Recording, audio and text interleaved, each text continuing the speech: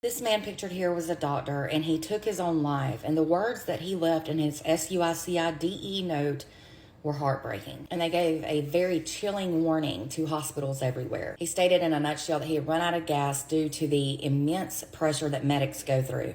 33-year-old Dr. Will West was in his third year of ophthalmology training at George Washington University School of Medicine and Health Sciences in Washington, D.C. His friends and family and colleagues are now shocked and heartbroken at his death. Reportedly, Will was nicknamed Iron Will due to his great determination that he had in life. It stated in his last note that there was not one single reason or event that led to his death, but he said the amount of pressure that his residency put on him was more than he could handle. His family said the residency prevented him from getting the help he needed. In his note, he said, "To those who will be negatively affected by my actions, I'm so sorry. I have simply run out of gas and have nothing left to give." He said, "I apologize that this is the best I can do for goodbye. Many of you deserve better, but one can't exactly talk about this kind of thing in advance, so a note will have to do." Reportedly, days before he took his own life, he had contacted his younger brother David, and it appeared like he was checking in on his younger siblings to make sure they'd be okay after his death. His brother David is also completing medical studies, and he stated that the conditions of residency are hard, and they include 80-hour work weeks for very little pay, and that it can take a huge toll on students' mental health. Reportedly, medics are often scared to speak up if they're having issues with their mental health because it can harm their career prospects, since they have to disclose their mental health treatment when they apply to certain jobs. Reportedly, in the past, Dr. West had been diagnosed with ADHD and depression. He did not seek help from the hospital he worked at, even though when he was back in Utah where he used to live, he got treatment and help there. And his brother said that all of this was due to fears of professional repercussions. His brother David stated that imperfection is not allowed and neither is weakness, and that when they are there, they are treated with disdain instead of opportunity for learning and growth. And that was actually something Dr. West hinted at in his note he left behind. He wrote, "To those in a position of authority over residents, a simple reminder that we come to you seeking a possibility of a better life. Some of us with challenges you do not see or backgrounds of which you are not aware." He said that he hoped an effort would be made to understand, support, and mentor the residents rather than just assessing and driving them towards their highest potential as doctors. And I totally agree and understand. He also issued a warning to his employers specifically. He wrote, "To be clear, there are other people at risk here at GW. There are other residents right here, right now that are fighting a true life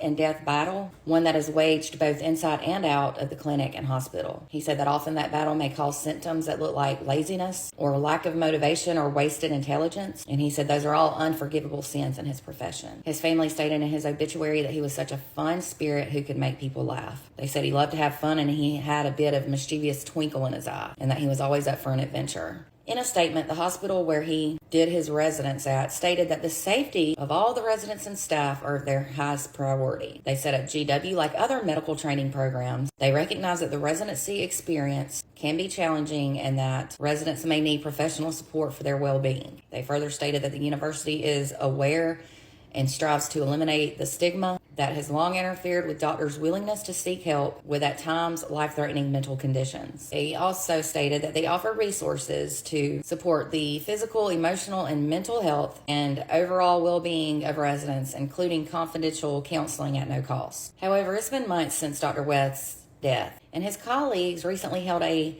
rally for a mental health stipend and better hours and remuneration. Many of them stated that they could relate to Dr. West's struggles and that they had come across barriers to getting help at that hospital. So it sounds to me like whatever resources that hospital claims to have, they may need to reassess them. This is such a tragic story, but I hope that as a result of his death, that residencies and hospitals and employers in general will take mental health a lot more seriously. It's a sad day when physicians are supposed to act like they have no mental disorders or to cover them up or hide them, because they are literally the ones who take care of us and save our lives. If they are not mentally well, how can they work and treat us and diagnose us to the best of their ability? Mental health issues, it's not something you can help, but you can get treatment. My heart and prayers go out to all who knew and loved Dr. West. For more content, please click on the follow button and check out my website at www.truecrimewithmegan.com.